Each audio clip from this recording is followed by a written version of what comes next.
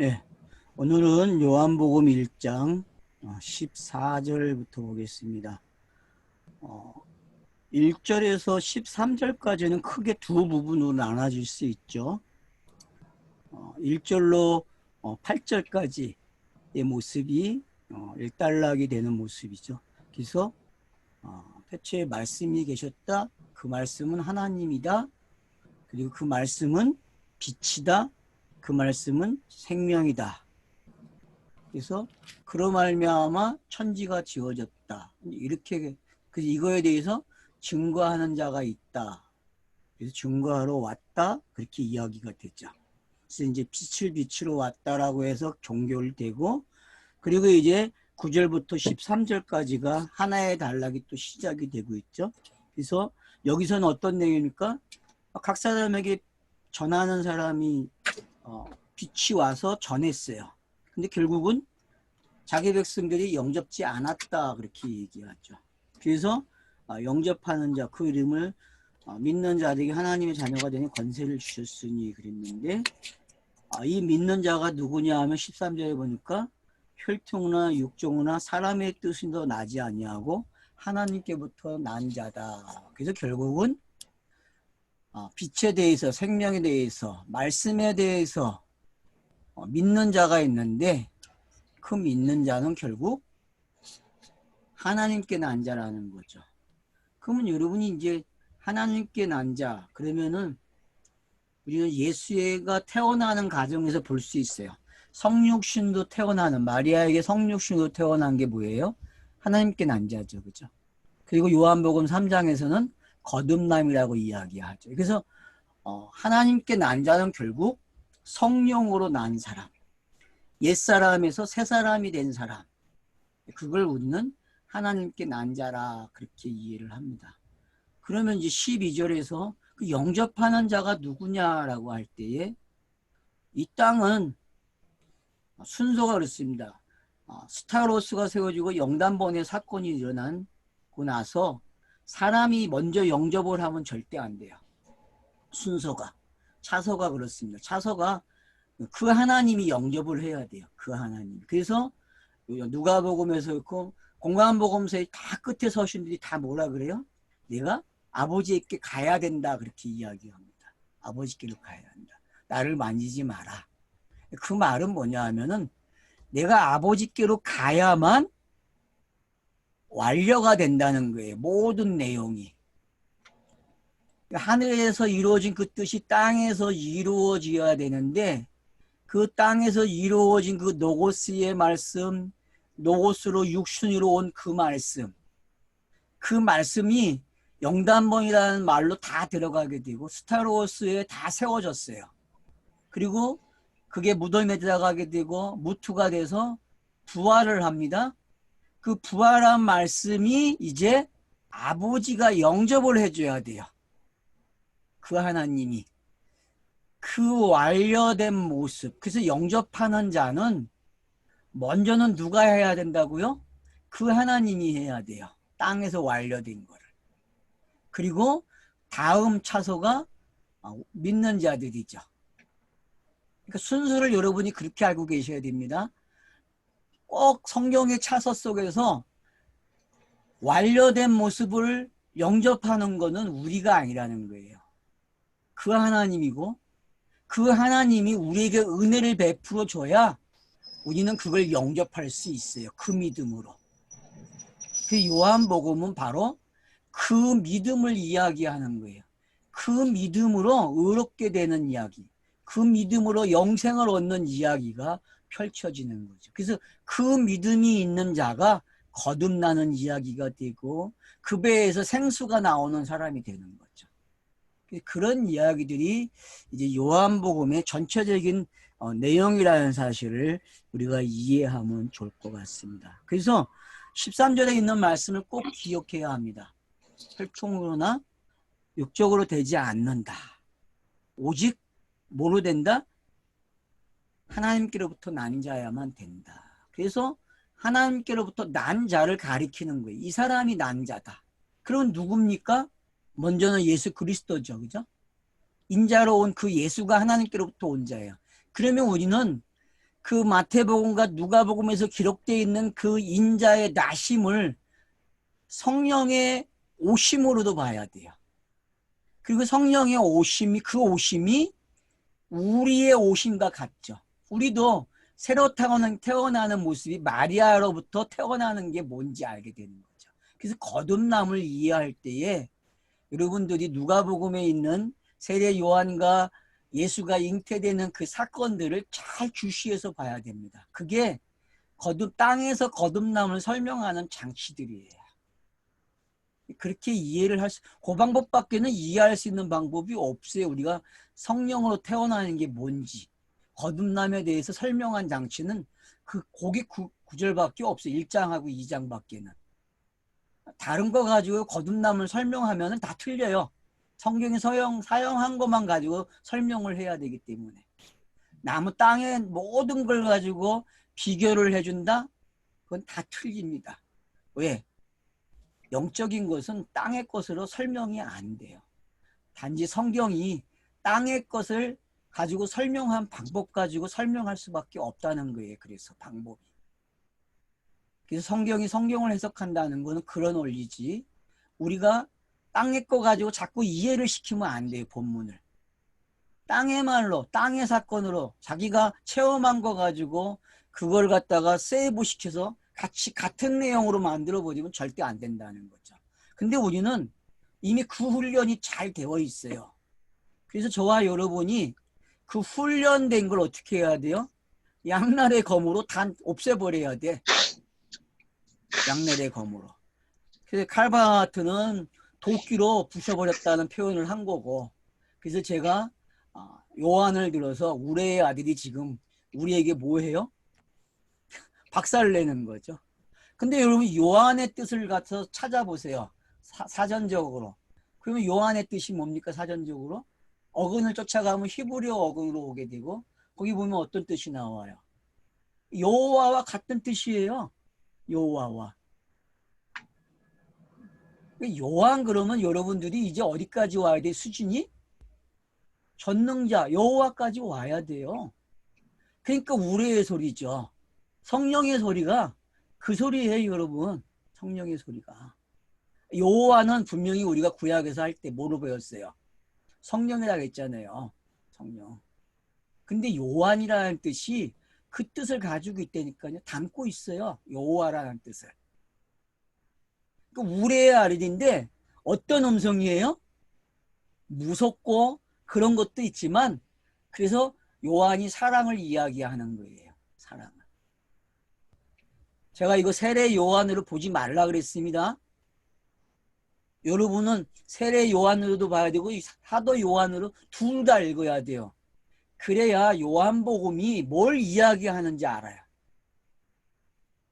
그 우레의 모습이 세례 요한이 더 많은지 사도 요한이 많은지 봐야 된다니까요. 그러면은 여러분이 요한 1, 2, 3서하고 요한계시록을 봐보세요. 자, 거기에는 우레의 목소리가 어떻게 들려집니까? 요한 1, 2, 3서는 사랑에 관계된 이야기를 하고 있죠. 그죠? 사랑과 관계된. 그런가 하면 요한계시록은 어때요? 사랑의 이야기지만은 우레의 이야기가 담겨져 있죠. 우레의. 왜? 심판과 관계된 이야기. 종말을 설명하기 때문에. 근데 사랑도 종말이라고 했어요, 제가. 사랑도 종말이거든요. 그렇기 때문에 똑같은 내용이에요. 요한 1, 2, 3서나 요한계시록이 같은 내용이 돼야 되고 요한복음도 요한계시록과 같은 내용이에요. 그래서 제가 요한계시록이든 요한복음이든 사랑이라고 이야기하는 거예요. 같은 내용이고. 왜? 같은 종말을 이야기하기 때문에. 그러니까 요한복음에서 말하는 거듭남이 요한계시록의 거듭남을 찾아내야 돼요. 요한계시록에서는 거듭남을 어떻게 묘사했는지. 그래서 만들어진 모든 것들이 다 사라지고 새하늘과 새 땅이 등장하는 게 거듭남이에요. 그게 요한계시록 전체의 내용이. 그게 거듭남을 그렇게 가리키는 거거든요. 그러니까 우리가 어떻게 성경을 읽느냐에 따라서 같은 저자가 기록한 것들을 볼 수 있는 눈이 생기는 거죠.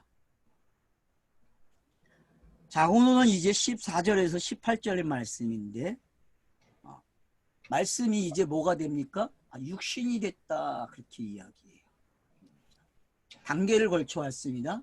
지금 말씀이 하나님이다, 말씀이 천지를 만들었다, 그 말씀이 빛이다, 말씀이 생명이다, 이걸 전하는 요한이라는 사람이 있다. 그리고 결국은 어떻게 해요? 영접지 않았다까지 오게 되는 거죠. 그리고 이제 말씀이 육신으로 왔다. 그러면서 하나님께로부터 난 자만이 영접할 수 있다라는 힌트를 주고 왔습니다. 그럼 이제 하나님께로부터 난 자가 언제 등장하냐 하면은 바로 15절에서 말하는 그 말 때문에 일어나는 사건이죠. 자, 말씀이 육신이 되어. 자, 여러분, 노고스가 육신이 됐다. 그러면 이제 성육신으로 갈 수 있어요. 그죠? 일반적으로 우리 이제 성육신 그럽니다. 근데 우리가 창세기를 공부한 대로 보면 어떤 이야기죠, 이게? 자, 아마루 하야가 되면 어떤 게 만들어지죠? 빛이 만들어지고, 궁창이 만들어지고, 아랫물, 우랫물이 생기고 그러잖아요. 그죠?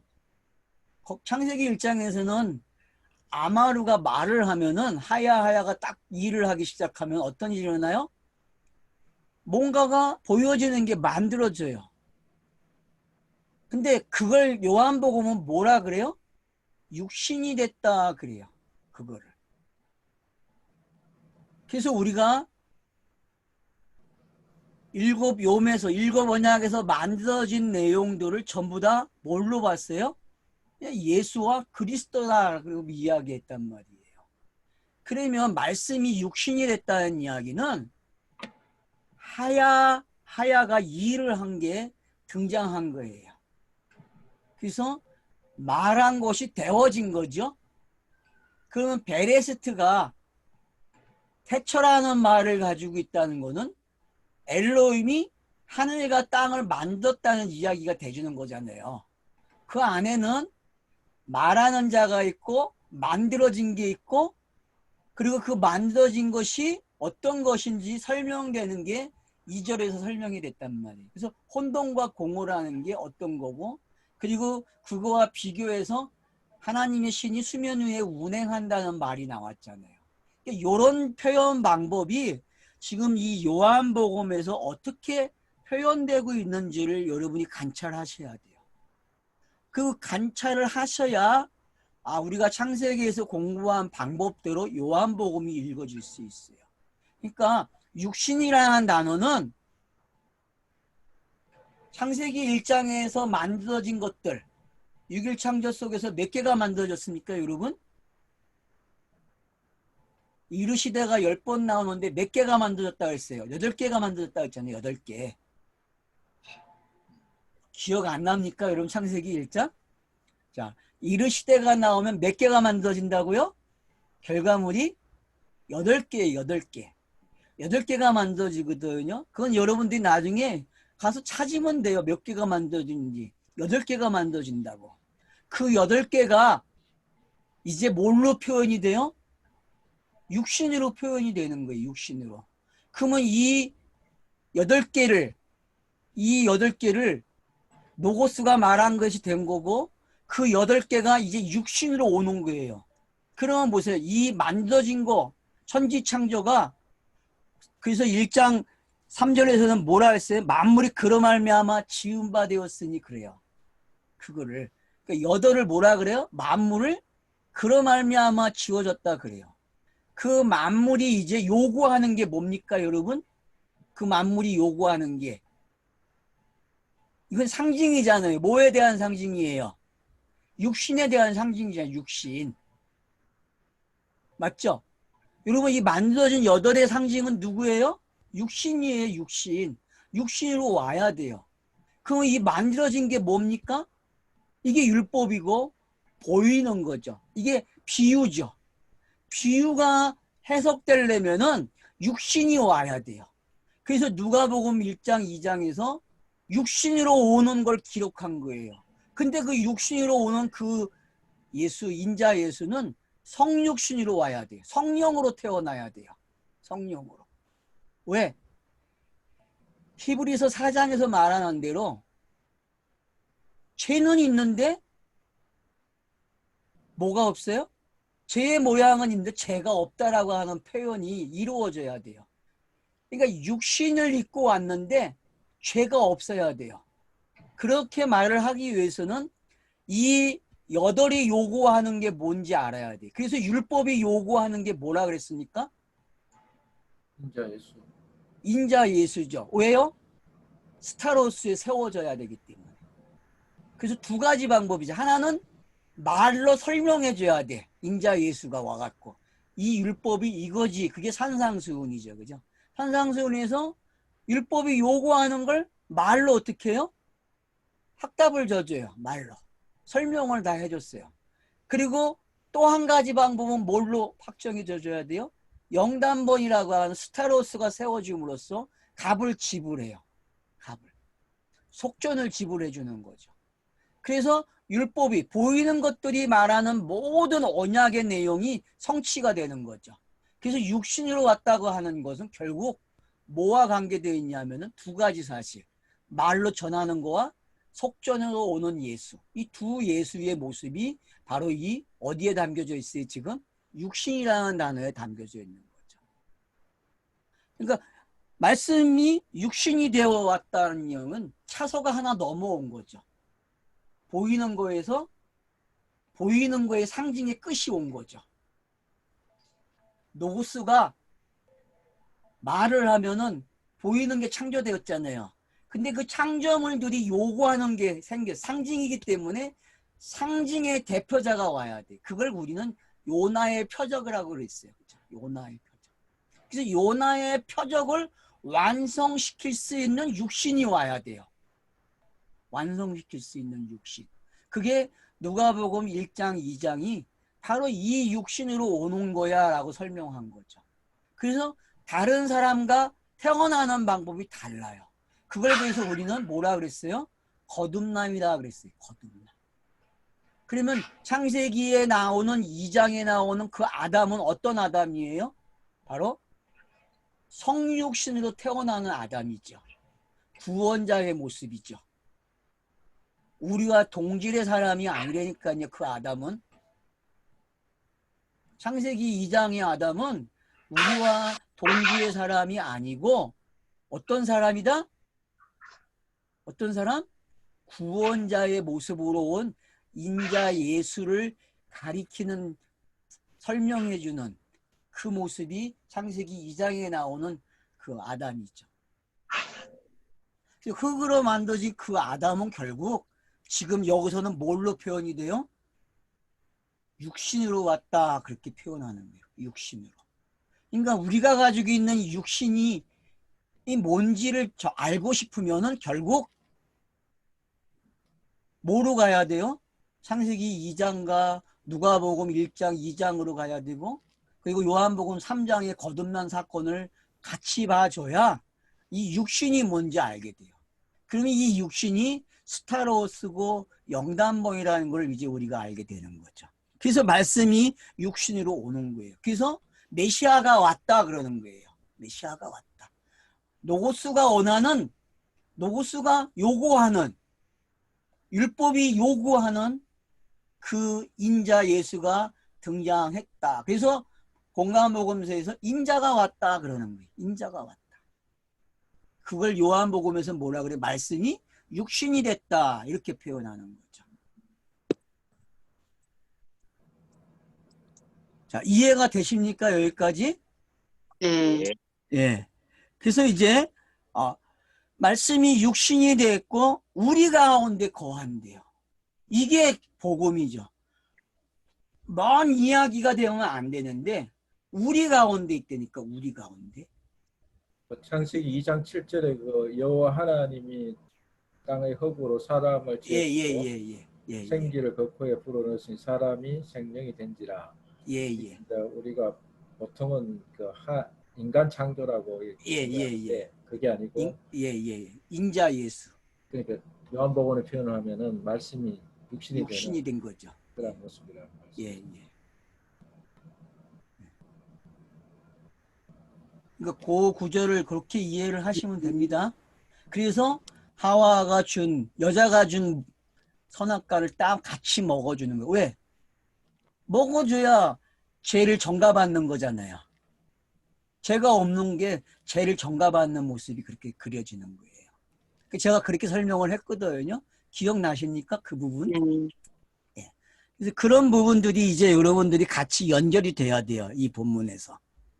창세기하고 전 예, 지금 제가 창세기와 연결을 계속 그렇지만 시켜서 설명을 하는 거예요. 그렇기 때문에. 성경 일관성이 있게. 예.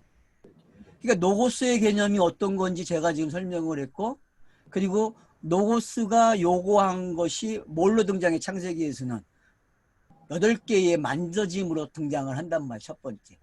그 만져진 것들이 뭘 요구하는 거예요? 결국 인자 예수를 요구하는 거죠. 메시아를 요구하는 거죠. 근데 메시아로는 올 수 없어요. 뭘로 와야 돼요? 인자 예수로만 오게 돼 있다. 땅의 법칙에서는. 땅의 법칙은 그냥 영으로만 못 온다니까? 그게 법칙이에요. 영으로 못 온다는 게 어떤 건지. 근데 이제 말씀이 육신이 되면은 이제 어떤 시대가 열리는 거예요? 우리 가운데 거했다 그리고 우리가 그의 영광을 본대요. 근데 이 모습은 어떤 모습이에요? 부활한 모습이고 부활하고 나서 아버지에게 가서 성령을 보내는 모습이에요. 이게 종말인데 사람들은 이걸 종말로 이해를 못한다는 거, 깨닫지 못한다는 거죠. 눈으로 보여주는 재림이 일어나기를 원하고 있다는 거죠. 그걸 종말로 가져가는 거죠. 기독교는. 저와 여러분은 그래서 종말관이 바뀌지 않으면 성경은 안 읽어집니다. 교회가 만든 종말관이 박살나야 돼요. 도끼로 부시든지 양날의 검으로 찔러서 박살을 내든지 그건 여러분이 알아서 하세요. 그건 성령께서 하실 일이지만 분명히 일어나야 될 일이라는 거죠. 그 개념이 안 바뀌면은 결국은 우리 가운데 거한다는 게 뭔지, 그의 영광을 보는 게 뭔지 몰라요. 그러면 그의 영광이 어디에서 볼 수 있습니까, 여러분? 지금 사도 요한을 통해서 보는 거죠. 사도 요한을 통해서 그의 영광을 우레의 아들의 모습 속에서 보고 있는 거예요. 요한이라고 하는 그 이름에 가지고 있는 그 뜻을 가지고 우리에게 증명해 주고 있다니까요. 그러면 그 말씀을 지금 읽고 있는 독자들, 지금 저와 함께 이 커뮤니케이션이 일어나는 분들은 어떤 상황이에요? 지금 우리와 함께 거하는 게 어떤 건지 알겠죠? 이게 임마누엘이잖아요. 이걸 뭐 유기적으로 설명하는데 여기 그런 단어 쓰면 안 돼요. 이런 교재는요. 유기적이라는 말 들어오면 안 돼요. 그건 땅의 이해이기 때문에 절대 들어오면 안 돼요. 그런 말을 쓰면 안 되는데 사람들이 교회를 설명할 때 유기적 관계를 설명을 해요. 땅의 용어에서 나오면 최고 적합한 단어인 것 같아요. 근데 그거조차 쓰면 안 된다는 거예요. 그거조차도. 그러니까 우리가 지금 뭐를 써야 되고 뭐를 안 써야 되는지를 본인들이 구별할 줄 알게 되면은 성경 읽기가 많이 된다는 거예요. 성경 읽기가.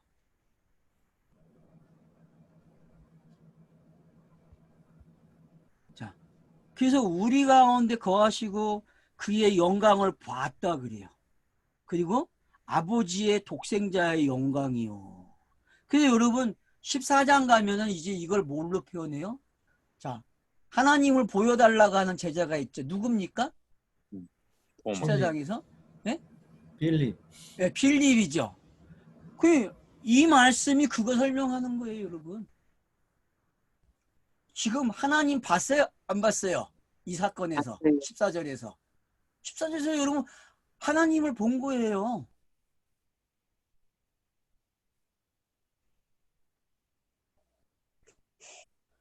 결국은 창세기의 그 엘로힘이 어떻게 자기를 드러내야 되는지, 그래서 그 신명이 차서들이 넘어옴으로써 결과가 나옴으로써 서로 각자의 사역을 잘 했다는 걸 알게 되고 그 사역이 완료되니까 지금 어떤 일이 일어났어요?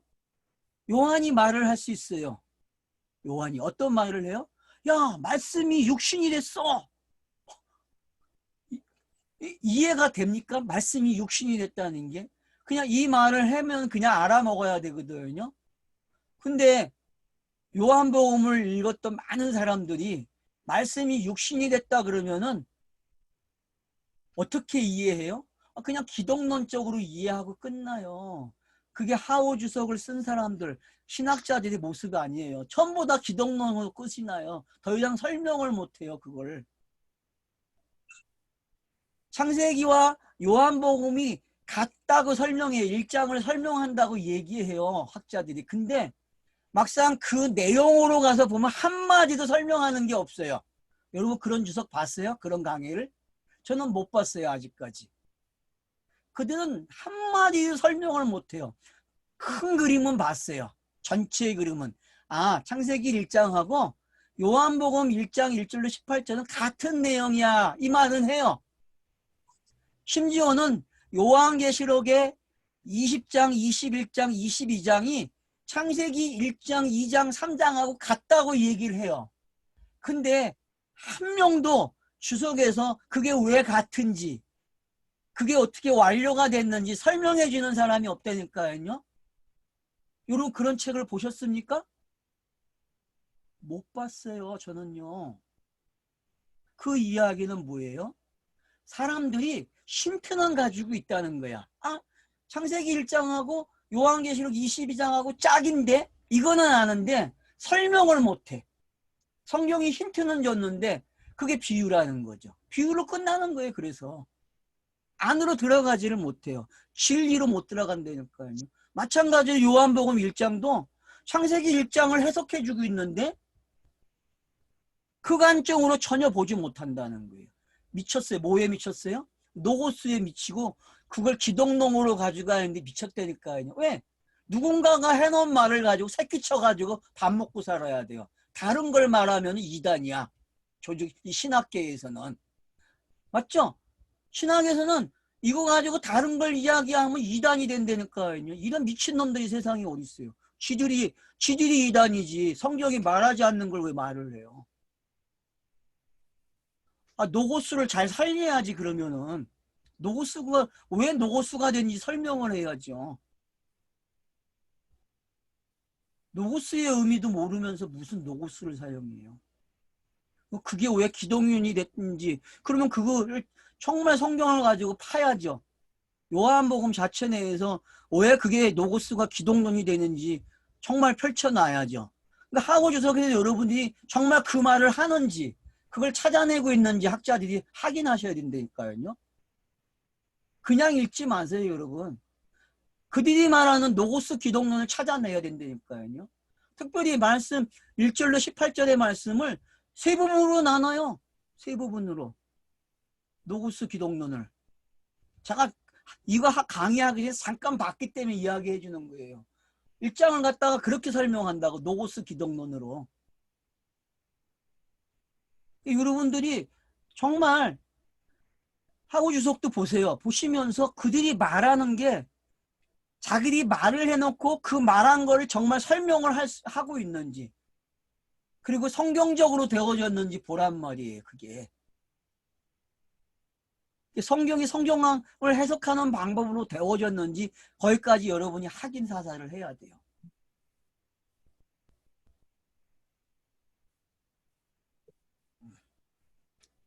그러니까 우리와 거한다. 우리 가운데 거한다. 우리가 그의 영광을 보았다.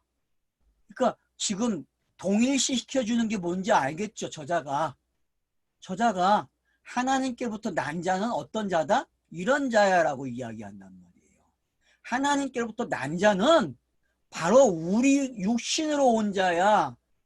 말씀이 육신이 된 자야. 그리고 그 육신이 된 자는 우리 가운데 있고 우리가 뭘 봐요? 함께 거하는 거예요. 함께. 영광을 본다니까요. 그분의. 그러면 영광을 본다는 게 어떤 겁니까, 여러분? 그 영광이 뭡니까, 여러분? 이거 흔히 영광을 돌린다 그러죠? 근데 요한복음에서는 영광이 뭐밖에 없어요, 여러분?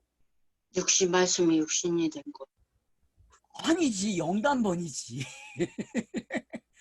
말씀이 육신이 된 거 가지고 영광을 못 돌려. 어디까지 일어나야 돼? 영단번 말씀이 육신이 돼서 영단번이. 그렇죠. 스타로 고기까지 말이 나와야죠. 그리고 음. 부활까지 가야지. 응. 요 말이 완성이 돼야 그걸 영광을 돌렸다. 그래서 성경에 영광이라는 단어는 고구 합성어가 생겨야만 완료됐네 그러는 거예요. 그래서 누가복음까지 오면은 완료된 이야기예요. 그리고 그 완료된 이야기를 지금 설명을 하는 거예요. 해석적인 차원에서요. 요한복음이. 그래서 요한복음이 지금 해석서라는 걸 절대 잊으면 안 돼요, 여러분. 모든 성경을 해석해주는 해석서예요. 그래서 정말 여러분들이 성경 공부를 잘하고 성경 읽기를 잘하고 싶다. 그러면 어떻게 해야 합니까? 요한복음을 가지고 짝을 찾아야 돼. 어떤 본문이든. 왜? 요한복음이 답을 제공해주고 있기 때문에. 그게 몸에 잘 배셔야 돼요.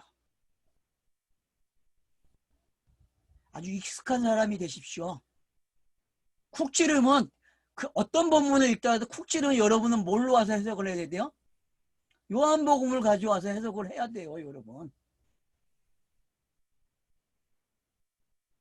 그래야 서신서가 요한복음을 어떻게 받쳐주고 있는지 알게 된단 말이에요.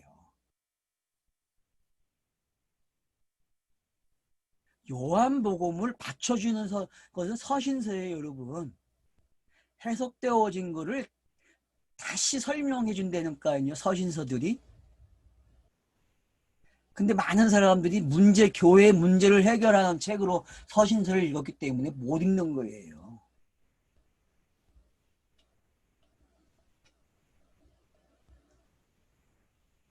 자, 그 영광을 보니 아버지의 독생자의 영광이요 은혜와 진리가 충만하다. 결국은 말씀, 육신, 우리 가운데 거하는 그 영광을 합치면 다 뭐라 그래요? 아버지의 영광 그러는 거예요. 아버지의 영광. 그러면은 로마서 8장에서 이야기하는 육과 영을 계속 비교하고 끄트머리에 뭐가 옵니까? 네? 이 영이 있는 자는 하나님을 뭐로 부른다 그래요? 아빠라 부른다 그러죠? 아빠. 여러분 15절 16절이 그 얘기하고 있잖아요. 로마서 8장이. 영이 있는 자는 뭐라 그런다? 아빠라 그런다니까요. 아바. 그리고 남은 고난에 동참한다 그래요. 남은 고난에 참여한다 그래요. 그 내용이 지금 이 안에 어떻게 들어왔는지 보셔야 돼요.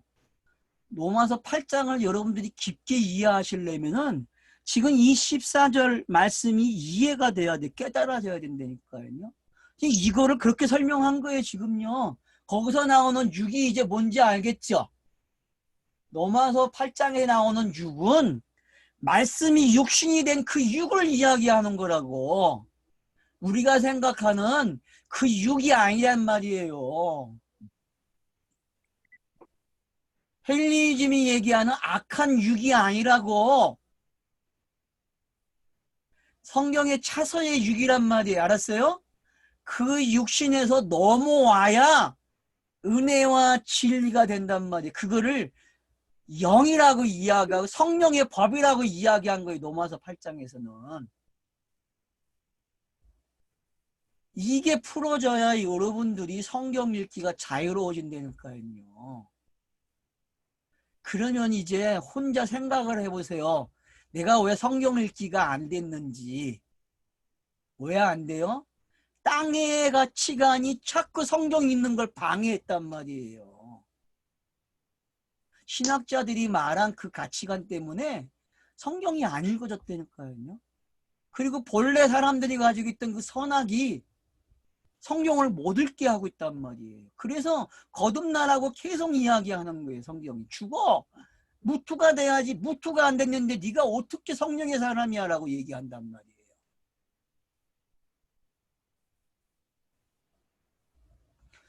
그러니까 우리는 무투에 대한 공부를 다시 해야 되고 거듭남을 다시 공부해야 돼요. 그러면은 은혜와 진리가 충만한 게 뭔지 안 되니까요. 그러니까 이 은혜와 진리가 충만하다 이 말은요. 처음 믿는 사람들에게 말해줄 필요도 없어요. 이거는 한참 예수를 믿은 지 오래된 사람들, 이제 그리스도라는 말이 나오는 사람들, 그 그리스도라는 게 뭔지 아는 사람들만이 누릴 수 있는 단어가 뭐예요? 은혜와 진리예요, 여러분. 은혜와 진리가. 그래서 은혜와 진리가 충만하다는 거는 하나님의 뜻이 땅에서 완료됐다 그 뜻이에요. 이게 창세기의 일곱 언약의 7번째 안식이라고. 이 단어가. 이게 안식이에요, 여러분. 이게. 안식을 이거보다 더 정확하게 표현한 단어가 있습니까? 저는 없다고 봐요. 안식을. 이게 성경이 말하는 안식이에요. 그래서 공간복음서에서 예수가 뭐라 그래요? 인자 예수가? 야, 인마 이 안식은 사람을 위해 있는데 내가 안식일의 주인이야 라고 이야기한단 말이에요. 맞죠? 여러분 그게 뭔지 이제 알아야죠. 내가 인자가 안식의 주인이야. 그래 내가 스타로스가 세워지면은 너희에게 뭐가 임해요? 은혜가 진리가 충만해져. 이게 안식이야 라고 가르쳐준단 말이에요. 이게 복음의 차서가 끝이 어떤 건지 알게 되는 거죠. 그래서 내가 이 사람이 되면은 내가 이 이치에 있게 우리와 함께 거한다는 단어에 내가 속해버리면 은혜로 그 믿음으로 속하게 되면 완료죠. 성경이. 그죠? 그래서 성경이 기록된 이유는 나 한 사람을 찾기 위해 기록된 거예요. 네가 이 성경이 돼야 돼. 네가 은혜와 진리가 충만해야 라고 찾고 있단 말이에요. 지금요. 요한복음은 그걸 말하려고 하는 거예요. 네가 은혜와 진리가 충만하다라고 이야기해요. 지금까지 구약 창세부터 시작해서 성경 읽게 하신 분들이 요한복음 오면 그래서 막 신이 나야 돼요. 절로 믿음이 생긴다니까 읽으면은 여러분 그런 느낌 안 들었어요? 요한복음 정도 오면은 읽을 때? 저는 그랬어요. 너무 신났어요. 요한복음 읽으면은. 전 요한계시록 읽으면 두렵지 않았어요. 너무 신이 나가지고 감사합니다가 막 나왔어요. 내가 이긴데 내가 승리한데 맞잖아요. 요한계시록은 내가 승리하는 이야기잖아요. 결국은 인자 예수가 승리한 것처럼 그 은혜와 진리가 충만한 게 이제는 이해가 돼야죠. 이걸 뭐 단어적으로 맨날 설명하면 뭐 할 거예요? 그 단어가 내게 뭐 밥이 돼요? 뭐가 돼요? 아무 소용 없어요, 여러분. 이 내용이 창세기와 어떤 관계 속에서 어떻게 성취가 되고 완료가 됐는지를 이해를 하고 그 마지막이 이런 거구나라는 걸 알아야죠. 그래서 요한복음이 해석서가 되는 거예요. 왜? 정확하게 그 부분을 다 가져와서 설명하기 때문에. 66권의 성경이 결국 꼬링하고 싶은 지점이 뭐예요? 은혜와 진리가 충만하다. 이 상태가 자유잖아요. 안 그래요, 여러분? 이 상태가 안식이잖아요. 이걸 한마디로 말하면 영이다라고 해요. 영. 그래서 요한복음이 내가 말한 말이 영이고 그게 생명이야라고 이야기해 준잖아요. 여기서 그걸 알고 가야지 그 법문 가서 그걸 암만 파헤쳐도 그게 안 돼요. 그 말이 단순하게 한 절 딱 던져놓고 가는데 그게 어떻게 이해가 돼요? 그러니까 지금 1절로 18절까지 공부를 잘해야 돼요. 그런 것들이 어떻게 이렇게 나왔는지 빌립의 질문이 왜 나왔는지 이게 이해가 됩니까 여러분? 그래서 결국은 예수의 말을 계속 배워놓을까 16장 가면 뭐라 그래 제자들이 이제 알았다 그러죠. 야 이제 이렇게 비유가 없이 말씀하시니까 이제 알겠다고 얘기하잖아요. 여러분 그게 뭔지 알아야지. 그러니까 여기서 놓쳐도 괜찮아요. 요한복음 19절부터 1장 19절부터 쭉 읽어나가면은 16장 가면 이 상태가 나와요. 알겠죠? 그래서 17장에서 하나 된 이야기를 하는 거예요. 왜? 하나가 뭔지 알았기 때문에 제자들이. 그래야 하나가 뭔지 알지. 우리가 창세기 1장에서 그렇게 말한 그 하나가 지금 여러분 은혜와 진리가 충만하다는 말 속에 딱 정리됐다는 거 아십니까? 이게 하나잖아요, 이게. 인자 예수가 가지고 있는 차서를 보세요. 자, 어떻게 태어납니까? 자, 마리아에게 성령으로 태어나죠? 그죠? 그리고 애굽으로 내려가죠? 그리고 다시 올라오죠? 그래서 갈릴리 사람이 되죠? 그것도 비밀장치예요. 이것도 속임수죠. 은닉이죠. 갈릴리 사람으로 들리면 돼요? 안 돼요? 성경은 베들레헴에서 태어난 사람이 돼야 돼요. 인자 예수는요. 메시아는. 근데 베들레헴에서 태어나고 나서는 애굽 갔다 오니까 어느 사람이 바뀌어요? 갈릴리로 바뀌네? 희한한 거예요. 그래서 많은 사람들이 속는 거야. 야, 어떻게 갈릴리에서 메시아가 태어날 수 있어? 성경에 그런 이야기 없어라고 한다고. 그것도 맞는 얘기죠. 틀린 말이 아니죠. 그러니까 그 갈릴리 사람이 이제 뭐가 돼요? 세례를 받네? 그러면 성령이 임하네? 그리고 시험을 받고, 그리고 제자들을 부르고, 그리고 계속 말로 가르쳐, 제자들을. 그 내용들이 쌓인 게 공간복음서잖아요. 표적을 일으키고 가르치고 그 내용밖에 없다고, 공간복음서는. 근데 그게 뭔지 몰라, 은닉이 돼가지고. 그걸 요한복음이 열어주는 거예요. 자, 이게 이거잖아. 자, 짝을 이제 맞춰줄게. 그래서 말씀이 육신이 됐어. 그럼 육신이 된 거 알아요? 몰라요? 그래. 마태복음 1장하고 누가복음 1장, 2장이 그 얘기 했어. 이렇게 올 거 아니에요. 그죠? 여러분 그렇게 오죠? 성경 읽었으니까. 안 그래요? 자연스럽게 와야 될 거 아니에요, 지금. 성경 읽었으니까. 그것도 없이 그냥 말씀이 육신이 됐다는 건, 이거 이냐, 인자 예수야, 노고스야, 이렇게 가면 됩니까? 틀리죠. 성경이 가르쳐준 대로 가야죠. 순서가.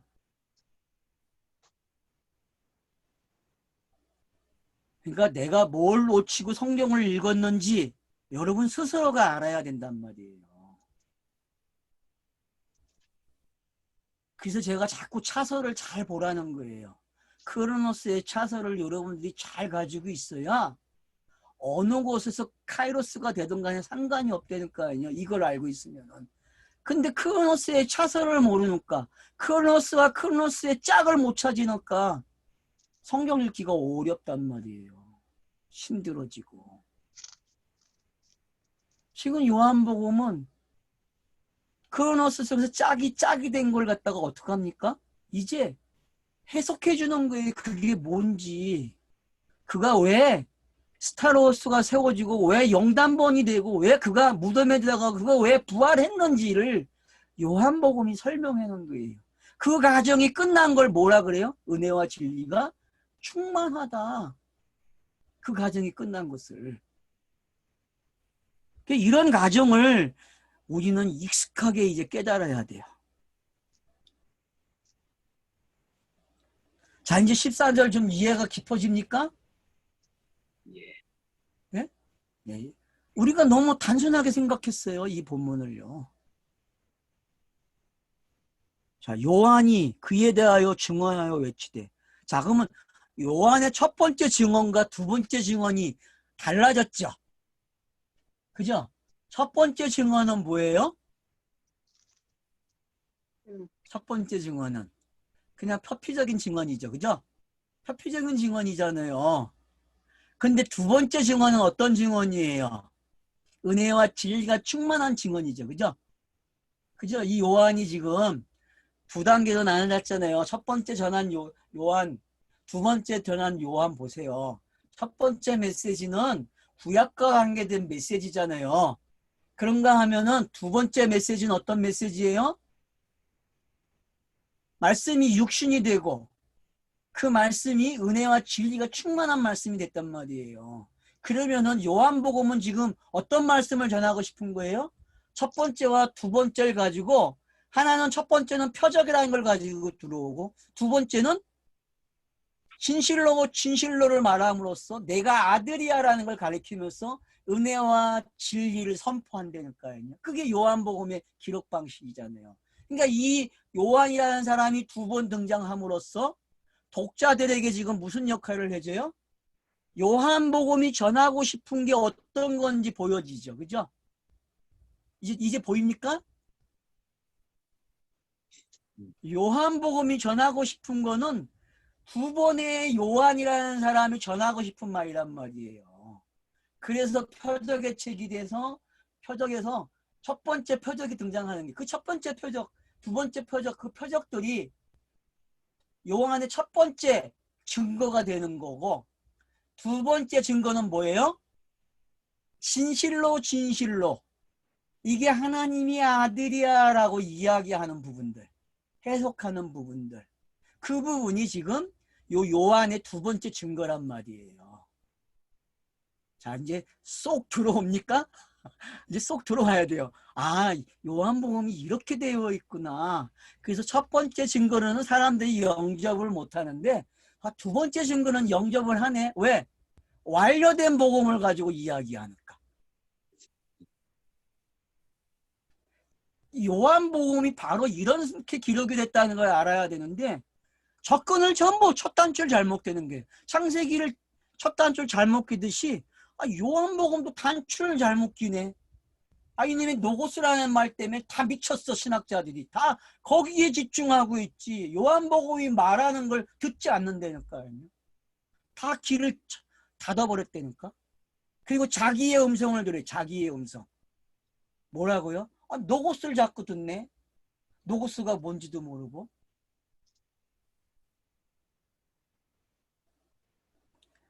자, 요한이 그에 대하여 증언하여 외쳐 이를 때 내가 전하는 말하기를 전에 말했다 그러죠. 그죠? 그게 언제 거예요? 전에 말한 게. 그게 공관복음서까지잖아요. 그게 구약에서 창세기부터 시작해서 공관복음서까지가 바로 요 이야기. 전에 말했다. 전에.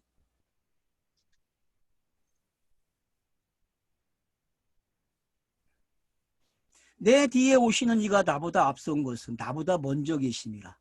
자, 맞죠? 이분 언제부터 계셨어요? 하늘에서 있었죠. 그죠? 하늘에서 완성된 그 뜻이 완성된 거기서부터 있었다니까? 그래서 그게 순서를 밟아서 왔죠. 그죠? 그게 순서를 밟아 온 거예요. 구약을 순서를 통해서 왔다니까요. 그래서 모세 오경이라는 걸 통해서 역사서 선지서라는 걸 통해서 또 시가서를 통해서 쫙 들어왔어요. 안 들어왔어요? 순서가 들어온 거예요. 차서가. 그리고 그 차서가 완료되니까 뭐라 그래요? 그거를 육신이 왔다 그래요. 맞죠? 그래서 말씀이 육신이 됐다 그러는 거예요. 그 차서가 완료됐기 때문에. 그래서 공관복음서에서 그 육신이 뭔지 설명하는 거예요. 왜 육신으로 왔는지. 그래서 두 가지 사역을 했다 그러죠. 하나는 말씀으로 전하고 그래서 말로 완성을 해줘요. 해석을 해줌으로. 또 하나는 표적을 통해서 완성을 하는 거예요. 자기가 뭐라고요? 내가 이 표적으로 인해서 죽을 거야. 요나의 표적처럼 되는 거야 라고 설명을 한단 말이에요. 그래서 그대로 스타로스가 세워지고 영단번이 되고 무덤에 들어가고 부활을 하는 거예요. 그 부활을 했기 때문에 이제 요한복음이 이 전체의 차서를 가지고 와서 아주 간단한 단어들을 사용해서 거기에다가 다 집어넣어요. 차서들을. 그리고 통과해서 지금 여기까지 온 거예요. 그래서 요한이라는 사람을 통해서 두 번째 증거를 하게 하는 거예요. 이게 요한복음을 읽는 방식이야. 자, 이제 요한복음 읽는 방식 알겠죠? 자, 표적은 어디에 해당한다고요? 요한이 말한 첫 번째, 처음 말한 거. 그리고 두 번째 말한 거. 이 부분은 뭐라고요? 표적 다음에 진실로가 나오는 부분. 이 부분을 다르게 설명하면은 요한복음 13장부터 17장이 이 부분이 되는 거죠. 맞죠? 앞에는 표적의 책이니까. 그 뒷부분이 영광의 책이라고 했잖아요. 이제 이해가 됩니까? 여러분, 요한복음 구조가 더 정확하게? 대답도 안 해. 남 힘들어 죽겠는데 지금. 네. 알겠습니다. 저 지금 힘들어요. 처음 말하는 거라 힘들다니까 이게 지금. 내가 계속 말해왔던 건 쉬운데 요한복음 관점에서 지금 창세기를 봐야 되고 성경 전체를 봐야 한단 말이에요.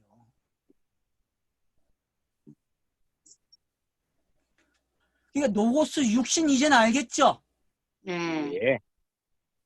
이제는 노고스 육신이 여러분 정확해지셔야 돼요. 그 시대가 넘어가야 은혜와 진리가 이 차서를 여러분들이 잊으면 안 된다니까요. 이 차서를 꼭 가지고 계셔야 돼요. 이 차서를. 창세기에서 왜 시간을 많이 끌었는지를 빨리 깨달아야 된다니까요. 그 방법이 어떻게 요한복음에서 들어와서 해석을 하고 있는지. 근데 많은 사람들이 메신저들이 요한복음과 창세기를 연결을 안 시킨다니까요. 요한복음 강의한 사람들이 어때요? 여러분 창세기와 연결하고 구약 전체와 연결을 해서 사도 요한으로 어떻게 왔는지 설명이 됩니까, 여러분? 단어 가지고는 해왔지만 설명은 이 연결을 안 시켰어요, 여러분.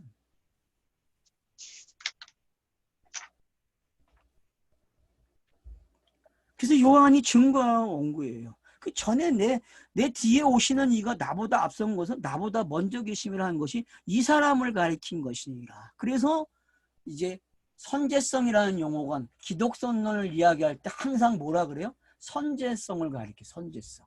인자 예수는 하늘에 먼저 있었다. 선제성. 우리 사람과 다르다는 걸 설명해요. 그런 방식. 근데 그런 방법이 아니라는 거예요. 그 사람들이 말한 거는 조직 신학적으로는 맞는 것 같이 들려요. 근데 성경은 그런 표현이 아니라는 거예요. 성경은 사서적으로 이해하라는 거예요. 차서적으로. 그래서 결국은 나보다 먼저 있는 분이 어떤 차서를 통해서 지금 여기 와 있어. 내가 증거하고 있어. 라고 이야기한단 말이에요. 그러면 여러분들이 성경이 있는 방법이 뭔지 알겠죠? 하늘의 뜻이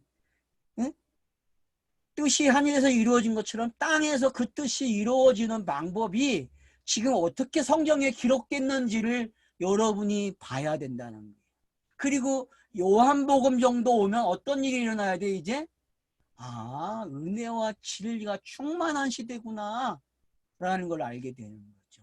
그래야 은혜의 시대라고 하는 말이 뭔지 알죠, 여러분?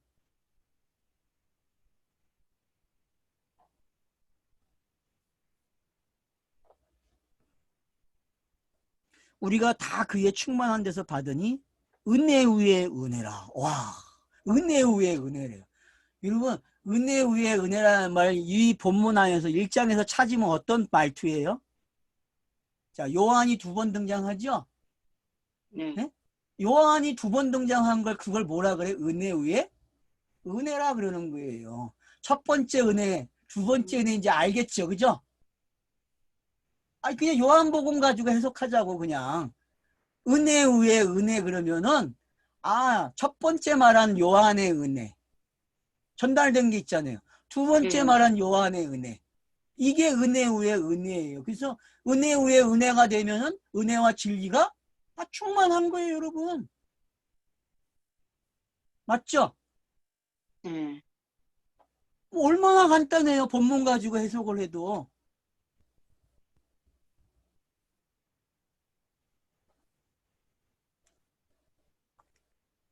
카리스가 이제 충만하다니까요. 그럼 카리스가 충만합니까? 은혜와 진리가 충만합니까? 네. 그러면서 율법은 그러면 첫 번째 말한 그 요한이 말한 게 율법이라는 게 탄로나요, 안 나요? 나요. 탄로났잖아요. 요한복음이 얼마나 기가 막히게 써놨는데 그 첫 번째 요한이 말한 그 말이 모세란 말이에요. 이해가 됩니까? 네. 그게 이 모세고 그 다음 말하는 주어진 것이요. 율법은 모세로 말미암아 주은 것이요. 은혜와 진리는 예수 그리스도로 말미암은 것이니라. 그래서 두 번째 요한이 말하는 그 요한이 말한 게 은혜와 진리, 바로 예수 그리스도를 설명하는 장치란 말이에요. 이제 좀 알겠습니까? 그러니까 그 영접하는 자 1장 12절은 누가 영접해야 돼요? 그건 하늘의 아버지가 영접하는 거지, 사람이 영접하면 순서가 안 맞아요. 차서가요, 여러분. 근데 그거 가지고 암송해가지고 그걸 믿으라고 얘기하잖아요. 네가 믿으면 아들이 된다고, 영생을 얻는다고 가르쳤어요, 안 가르쳤어요? 그러니 얼마나 어리석은 짓을 했는지 이해가 되는 거죠. 그런 것들이. 지금 요한복음 구조가 얼마나 철저하게 우리가 본 차서를 따라왔는지 알겠죠? 아, 이게 삼일길 아니에요, 성경에. 예. 아니, 애굽 얘기하고 강야 얘기하고 가나안 이야기하는 게 삼일길이 아니라니까. 이게 완료된 삼일길이에요, 여러분. 이게 삼일길의 완료잖아요, 지금. 아니에요? 우리가 말하는 삼일길의 완료는 지금 여기서 끝나야 돼요, 여러분. 그래서 율법은 모세로 말미암아 주어진 것이요, 은혜와 진리는 예수 그리스도로 말미암아 온 것이다. 그래서 히브리서 1장에서 3장까지가 이 얘기하는 거예요, 여러분. 히브리서 3장이 1장, 2장, 3장이 다 이 얘기한다니까요. 모세는 사안이라 그러고 집주인의 아들이 누구예요? 아, 예수 그리스도라고 이야기한단 말이에요. 그렇게 표현을 한다고, 히브리서에서는.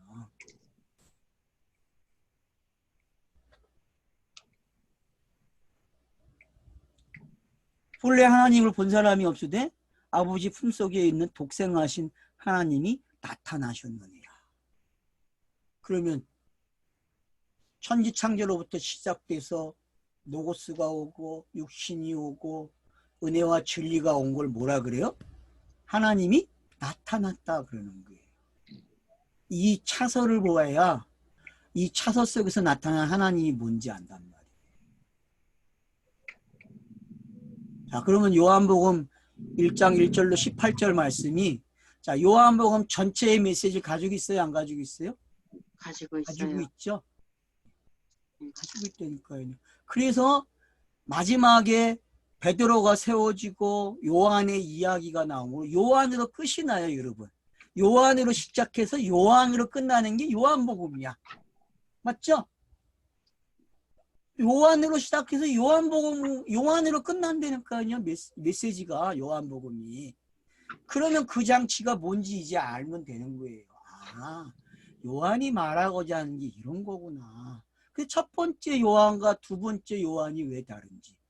그러면 이제 첫 번째 요한을 이제 뭘로 올 수 있어요? 뒤에 나오는 19절부터 세례 요한이 등장하잖아요. 이제 세례 요한이 등장하잖아요. 그죠? 그러면은 모세가 말한 거, 자, 첫 번째 증인 그 요한이 슬그머니 이제 뭘로 들어와요? 세례 요한으로 들어오는 거예요, 이제. 그렇게 읽는 거하고 처음서부터 세례 요한이야 라고 못을 박아놓으면 돼야 안 돼요, 여러분? 세례 요한이 어떻게 은혜와 진리를 전해요? 안 맞잖아요, 여러분. 그러니까 내가 1장 1절로 18절까지 세례 요한이 안 나온다고 보라는 거예요. 이제 알겠죠, 무슨 장치인지. 왜 그런 언어의 뉘앙스를 사용했는지 이제는 아셔야죠.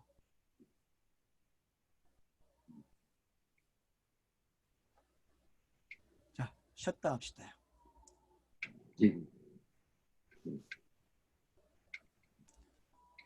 자, 이제 14절에서 18절까지 내용이 쏙 들어왔습니까? 예. 아,